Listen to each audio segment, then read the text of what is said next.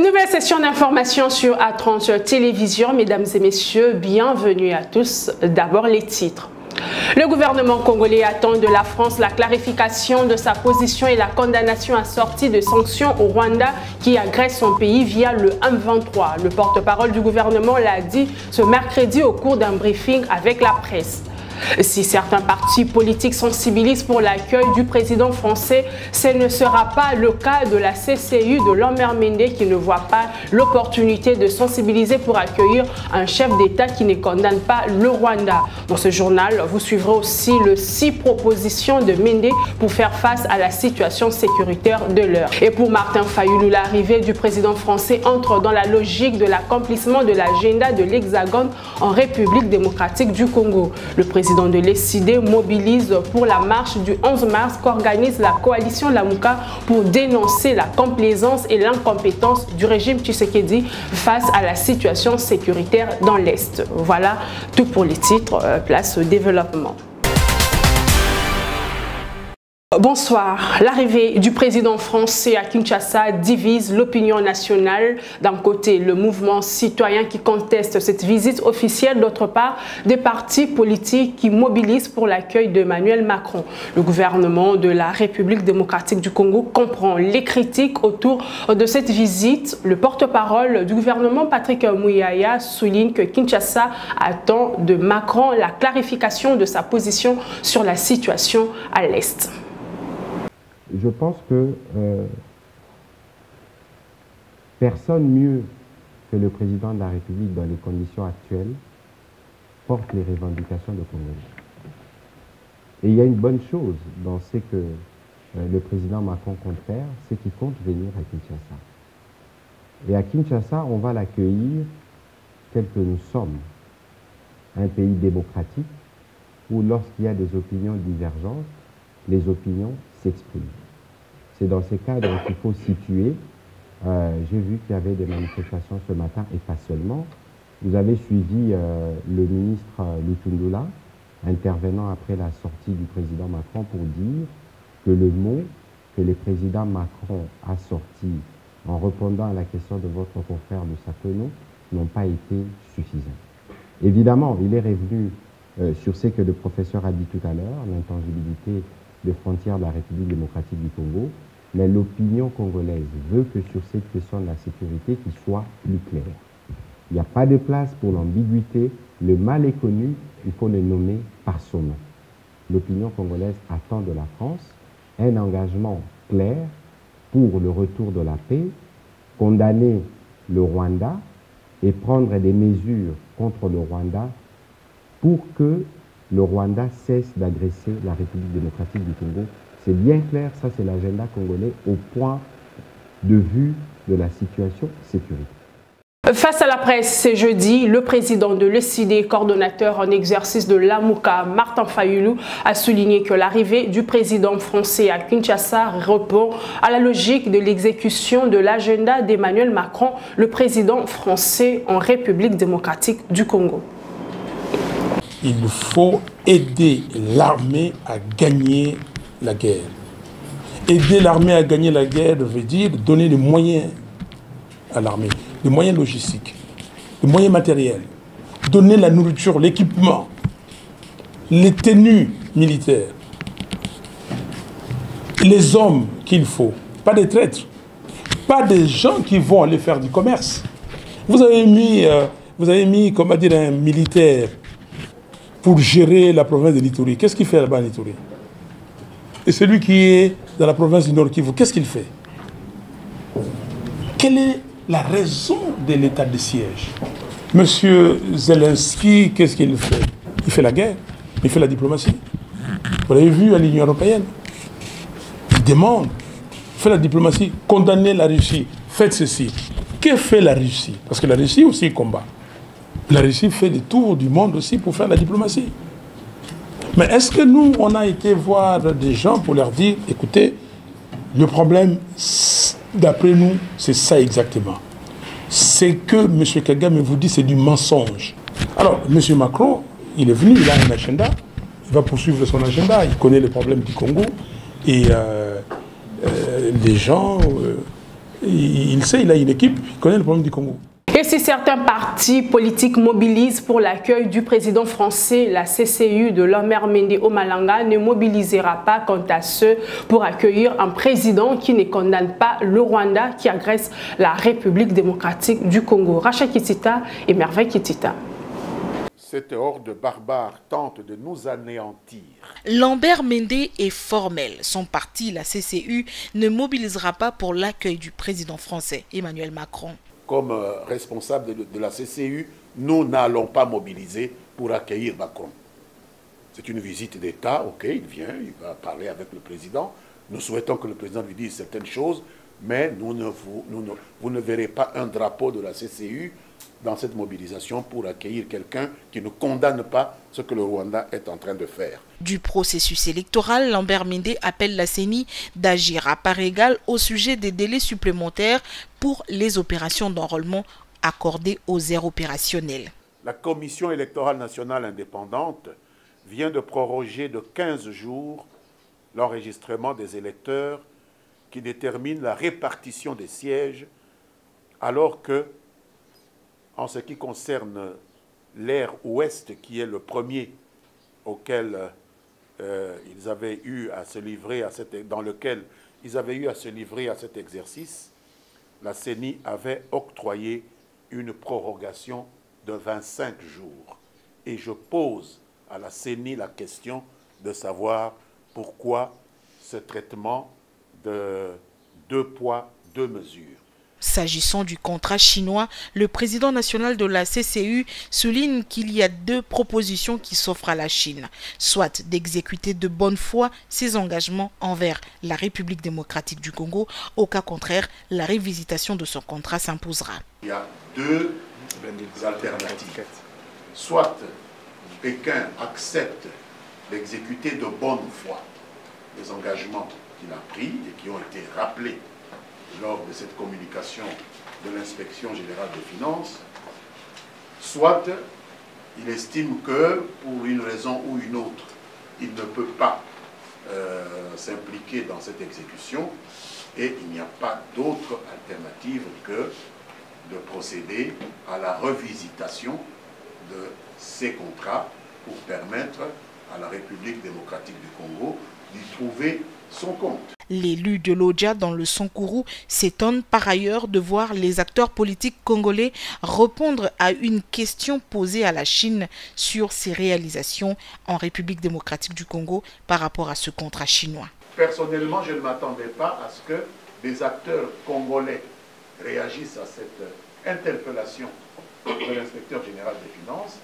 C'est à la partie chinoise à nous expliquer, parce que c'est avec la Chine que la République démocratique du Congo a conclu cet accord. Il appartient à la Chine de nous expliquer comment il se fait qu'aujourd'hui, elle se trouve pratiquement la seule à bénéficier d'un accord qu'au départ, nous voulions tous gagnant. Il indique en outre qu'à l'Union sacrée, les discussions sont en cours sur la forme que devra prendre la structure afin d'accompagner la candidature de Félix Tshisekedi aux prochaines élections. La guerre d'agression dont est victime la République démocratique du Congo appelle à des questionnements sur les frontières du pays de Félix Tshisekedi. Maître Chibangu Kalala a fait de recherches sur ce sujet. Les réponses sont contenues dans son ouvrage intitulé « Comprendre l'historique de la création, de la délimitation et de la démarcation des frontières de l'Est de la République démocratique du Congo ». Il a été confié au briefing presse par le porte-parole du gouvernement. L'ouvrage contient 920 pages. Au cours d'un briefing presse spécial, le professeur en droit international public Chibangu Kalala a expliqué brièvement aux professionnels de médias les frontières de la République démocratique du Congo. D'après cet expert en questions internationales, le Rwanda n'a rien à demander au Congo de Patrice Emery Lumumba en ce qui concerne les frontières qui les séparent. Donc on doit préserver tout ce qui appartient au Rwanda, déjà des objectifs. On ne prend aucun morceau de territoire du Rwanda pour mettre dans le Rwanda. Et c'est sur cette base, justement, qu'on a conclu ce traité que le Parlement a ratifié. Donc, je pense que nous sommes prêts. sur le plan intellectuel. Si nos amis rwandais soulevaient cette question, je vous assure qu'ils vont déclencher une bataille intellectuelle, juridique, une bataille par laquelle ils seront battus à plat couture. Il ne faut pas du tout. Chibangu Kalala prévient, si le Rwanda veut prendre les terres congolaises par force, les Congolais sont prêts à se battre pour l'intégrité de leur pays. Il y a des revendications de qui que ce soit sur notre territoire. Sachez que nous sommes armés, nous sommes prêts, nous avons tous les matériaux. Nous avons ce que j'appelle les certificats d'enregistrement internationaux pour notre territoire, des titres de propriété internationale sur notre territoire. Ils sont tous dans ce livre. J'ai passé 10 ans de recherche, j'ai tout retrouvé dans les archives et c'est publié dans cet ouvrage. Donc nous sommes à l'aise. Ici est de noter que le Rwanda et la République démocratique du Congo partagent une frontière de plus de 4000 km. La situation sécuritaire actuelle du pays ne laisse aucun Congolais indifférent. Les propositions pour en sortir se multiplient. Au cours d'une conférence de presse jeudi, Lambert Mende, député national et président national de la CCU, fait 6 propositions pour sortir de cette situation de crise sécuritaire, notamment lever un impôt spécial pour soutenir l'effort des guerres. D'entrée de jeu, Lambert Mende estime que le président de la République, Félix Tshisekedi, a correctement saisi les contours de la situation sécuritaire qui plonge ses racines dans certains milieux financiers occidentaux auxquels le régime de Kagame sert de courtier. Ainsi, pour trouver une solution à cette situation, le président national de la CCU fait 6 propositions. Premièrement, que le gouvernement soit autorisé par le Parlement dès la rentrée parlementaire de mars, à lever un impôt substantiel pour l'effort de guerre, afin de mobiliser des ressources financières et logistiques supplémentaires suffisantes au profit de nos forces de défense et de sécurité. Deuxièmement, que la classe politique s'astreigne pendant le temps des hostilités à une trêve afin de taire les divergences et les élucubrations qui éloignent le pays de la nécessité existentielle de préserver son intégrité territoriale et la concentration du commandement de nos forces armées sur les voies et moyens de prendre l'ascendant sur l'ennemi. Troisièmement, qu'une réglementation martiale encadre désormais le discours politique dans le cadre de la pré-campagne électorale, pour que les questions liées à la défense et à la sécurité ne fassent plus l'objet d'une surenchère politicienne, comme nous l'entendons jour après jour. Quatrièmement, que les efforts au plan interne, régional et international se poursuivent au niveau régional avec la SADC afin de pallier aux insuffisances opérationnelles constatées avec la force de l'East African Community. Étant donné que la SADC a, dans un passé récent, démontré qu'elle pouvait contribuer de manière efficiente à réduire les saillies criminelles du même agresseur auquel nous faisons face aujourd'hui. Les médias ont aussi un rôle à jouer dans la recherche d'une solution aux problèmes sécuritaires.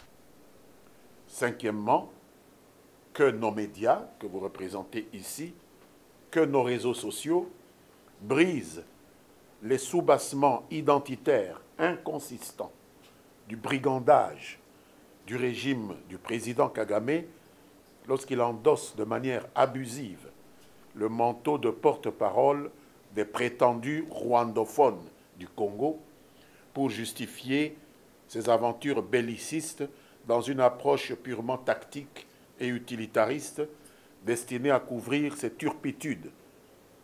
Sixièmement, enfin, que les Congolaises et les Congolais, quelles que soient les communautés auxquelles ils appartiennent, élèvent la voix à l'unisson pour condamner ces immixtions grossières du régime rwandais dans leurs problèmes Il révèle cependant que selon des informations en sa possession, le nettoyage ethnique par la terreur auquel se livrent aussi bien les ADF que la coalition RDF M23 sera bientôt suivi par l'organisation d'un référendum pour l'autonomisation, l'annexion pure et simple au Rwanda des territoires congolais conquis et repeuplés par les soins de la principauté militaire de Kagame.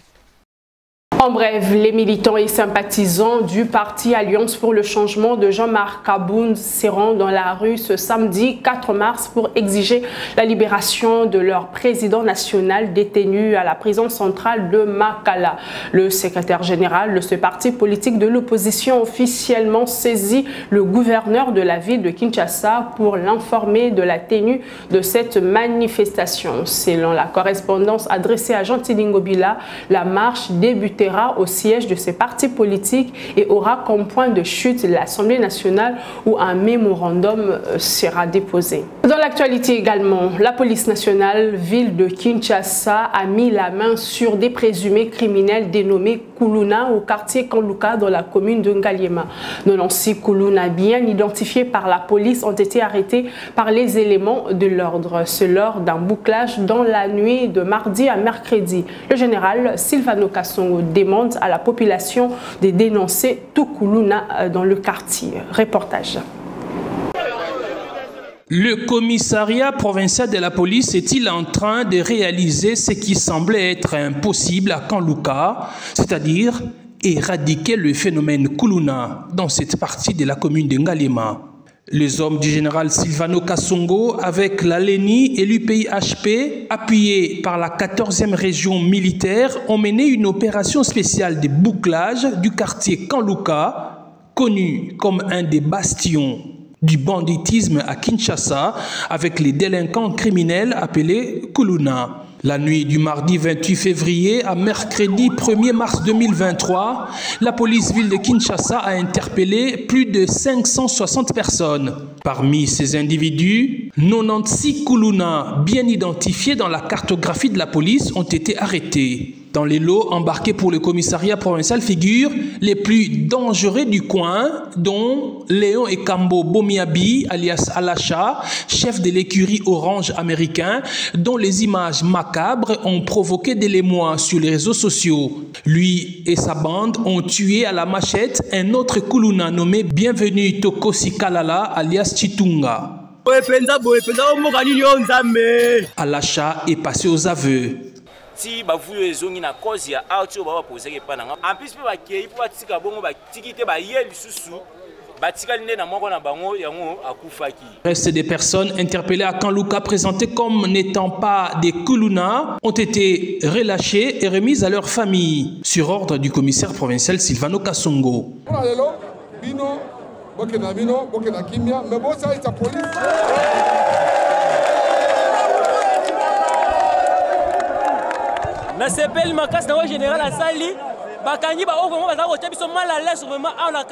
S'adressant à la population, le général Kasongo l'a appelé à s'armer de courage et dénoncer les Kuluna. Le commissariat provincial de la police est visiblement déterminé à éradiquer les phénomènes Kuluna à Kinshasa. La population a décrié l'insécurité au Kanluka. On a reporté plusieurs fois cette opération d'aujourd'hui parce qu'il fallait atteindre les cibles.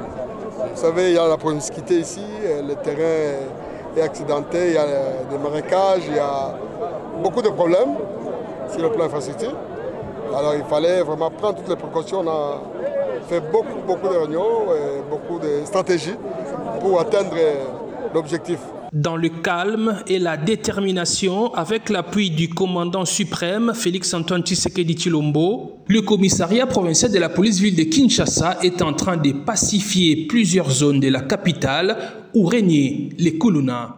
Évacuer toutes les emprises publiques, c'est l'objectif de l'opération Coup de poing initiée par le gouverneur de la ville de Kinshasa. Les sinistrés de cette démarche, qui se comptent désormais en grand nombre, ne cachent pas leur mécontentement. Reportage.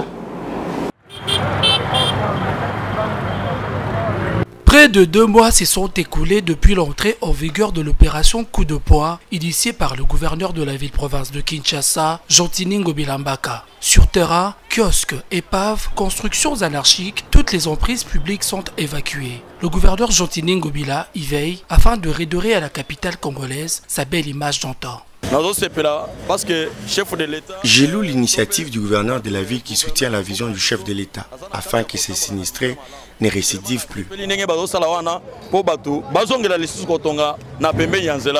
À ce jour, Jantini Ngobila et ses troupes de l'opération Coup de poing sont passés dans les communes de Lingwala, Bandalungwa ou encore Lemba.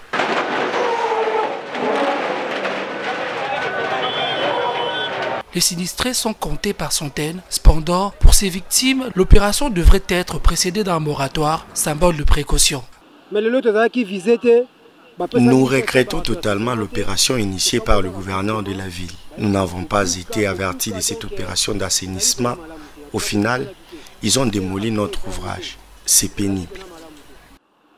À la lumière du code de l'urbanisme et de voirie, Maître Yves Mbo estime que l'empreinte marquée par le premier citoyen de la capitale congolaise n'enfreint en rien la loi car ayant trouvé son sens dans l'arrêté de police administrative. Comme quoi, la loi est dure, mais force reste à elle. C'est une mesure de police administrative.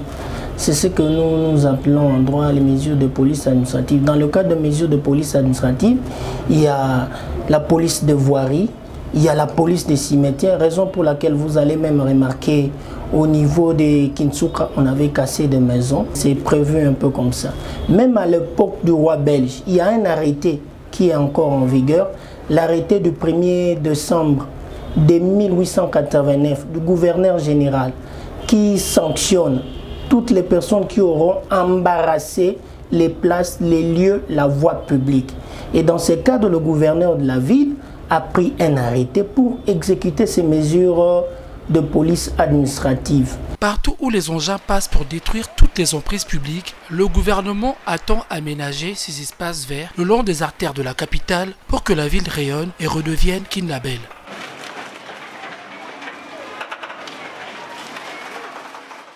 Dans le reste de l'actualité, lancement de la campagne de digitalisation pour la dissémination des textes de loi en faveur des femmes entrepreneurs lancée par l'ONU Femmes. La campagne entre dans le cadre du projet d'appui au développement des micro, petites et moyennes entreprises. Elle a notamment pour objectif mettre en place une base des données des femmes entrepreneurs en vue de favoriser leur mise en relation avec les entreprises susceptibles de payer leurs services. Reportage. Lancée par l'ONU Femmes, le ministère des Petites et Moyennes Entreprises, la campagne de digitalisation des textes de loi en faveur des femmes vise à vulgariser à l'intention des femmes entrepreneurs et des communautés les lois favorables à l'activité entrepreneuriale des femmes. À cela s'ajoute également un autre objectif, celui de mener un plaidoyer collaboratif auprès des décideurs. Lancée au mois de mars, la campagne dont la clôture est prévue au mois de mai s'inscrit dans le cadre du PDMPM, le projet d'appui au développement des micro et petites et moyennes entreprises, financé par la Banque mondiale. Ce projet a mis au point une stratégie de numérisation qui diffuse le loi protégeant les femmes entrepreneurs, les conseils à l'exercice de l'entrepreneuriat et met également à disposition une base des données des femmes entrepreneurs. Les campagnes de dissémination et de sensibilisation reposeront sur les technologies digitales afin de réduire les coûts, créer des plateformes de collaboration et assurer la collecte des données. L'objectif est de contribuer à l'amélioration de l'environnement des affaires à travers la réforme du cadre juridique et l'application des lois soutenant les droits économiques et sociaux des femmes d'une part, et d'autre part, de contribuer à la dissémination à grande échelle de ces lois en vue de provoquer un changement d'attitude et de comportement des acteurs. À l'occasion, 1200 smartphones ont été remis par le projet aux femmes entrepreneurs et encodeuses pour la sensibilisation et la collecte des données des femmes entrepreneurs. J'invite ainsi vivement les femmes entrepreneurs, les organisations de la société civile, les organisations du secteur de l'entrepreneuriat, petites et moyennes entreprises, les structures techniques du gouvernement et les autres partenaires qui appuient le secteur de l'entrepreneuriat de s'approprier cet outil pour la pérennisation et durabilité des acquis d'amélioration de l'environnement des affaires pour l'entrepreneuriat féminin en RDC. Sur ce, je déclare ouverte la campagne de dissémination digitale. Je vous remercie. Ce projet est d'abord mis en œuvre dans 4 villes, Kinshasa, Lubumbashi, Goma et Matadi. L'utilisation du numérique ne vient autre que aider les femmes, booster les femmes à se vendre encore mieux, davantage et à être techniquement, économiquement, à se vendre, ça veut dire à être compétitive. Le lancement de la campagne au mois de mars dédié à la femme est symbolique dans le cadre de la promotion de la gente féminine.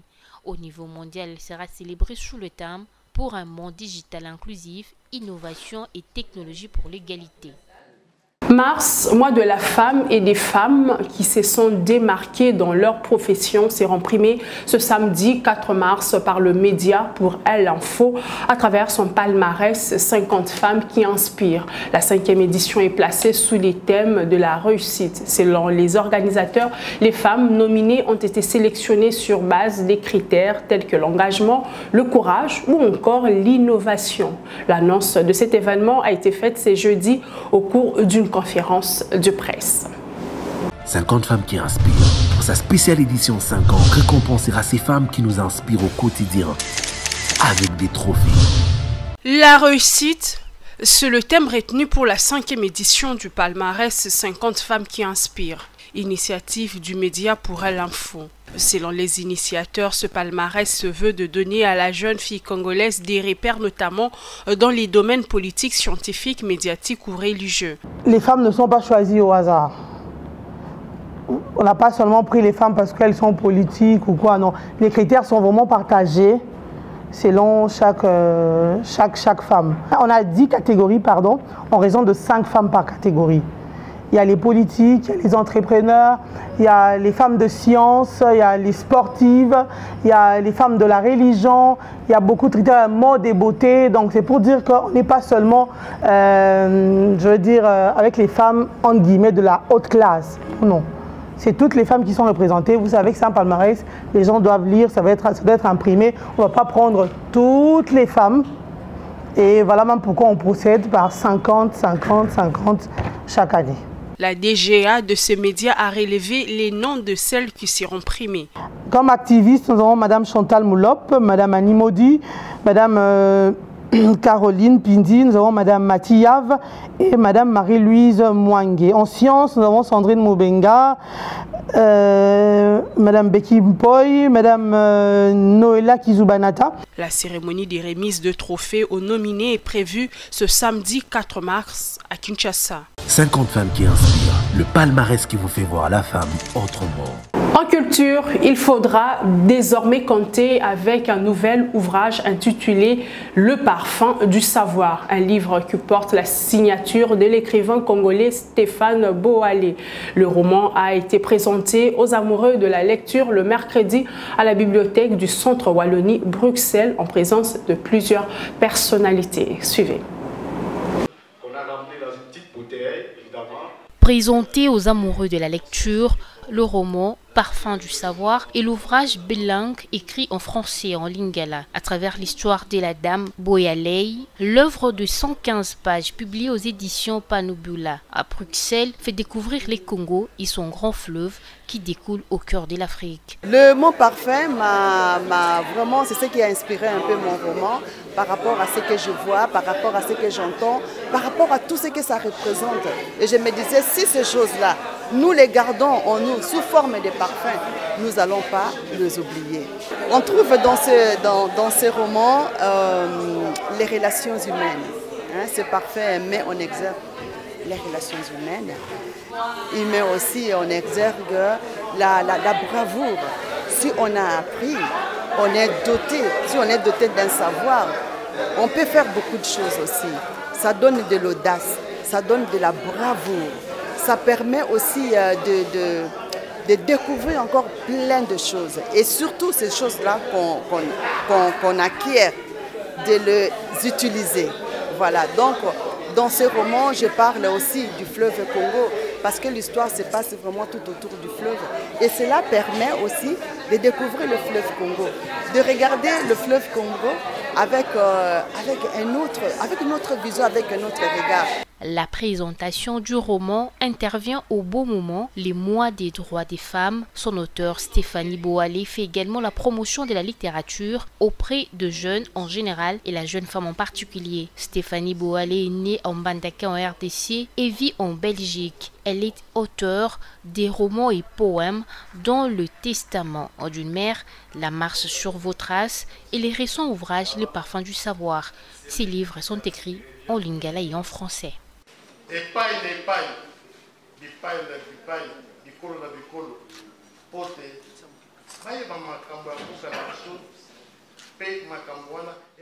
C'est par ici que prend fin cette session d'information. Mesdames et messieurs, merci de votre attention. Demain, vous retrouverez James Mouchia.